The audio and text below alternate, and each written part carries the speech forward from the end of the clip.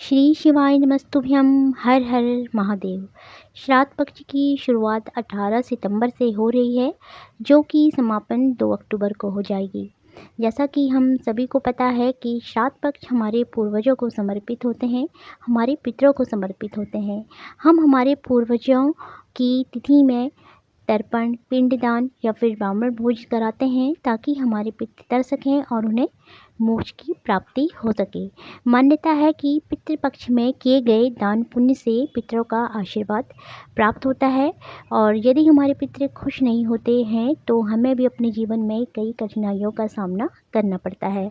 तो गुरुजी पंडित प्रदीप मिश्रा जी ने श्राद्ध पक्ष में किए जाने वाले अनेक उपाय बताए हैं, जिन्हें हम इस श्राद्ध पक्ष में कर सकते हैं।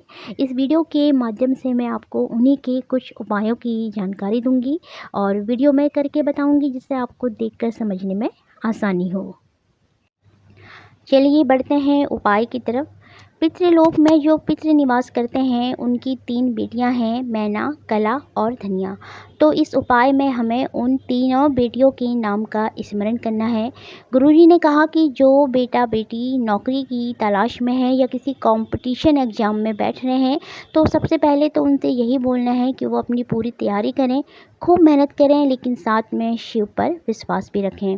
तो इसके लिए हमको सबसे पहले 3 सफ़ेद पुष्प और 3 चावल के दाने एक कटोरी में अपनी देहरी में अंदर की ओर सुबह 10 से 12 के बीच कुछ देर के लिए रखने हैं।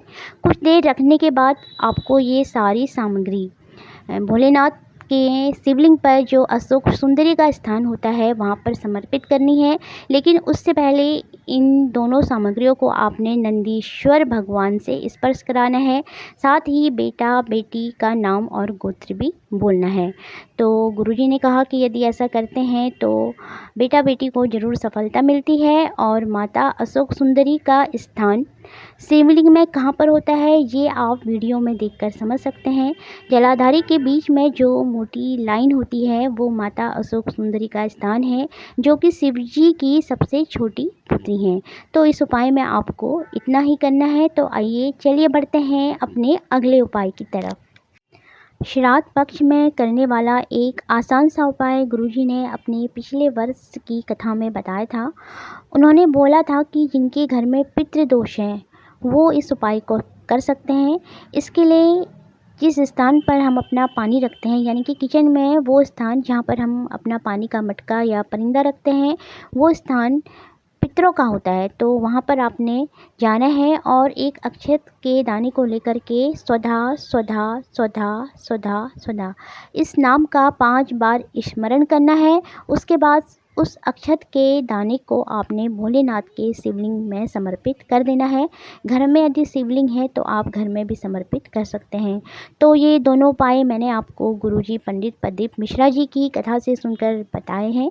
वीडियो में दी गई जानकारी यदि पसंद आई है तो प्लीज़ वीडियो को लाइक कर दीजिए और चैनल को कर दीजिए सब्सक्राइब। श्री शिवाय नमस्तुभ्यम। हर हर महादेव।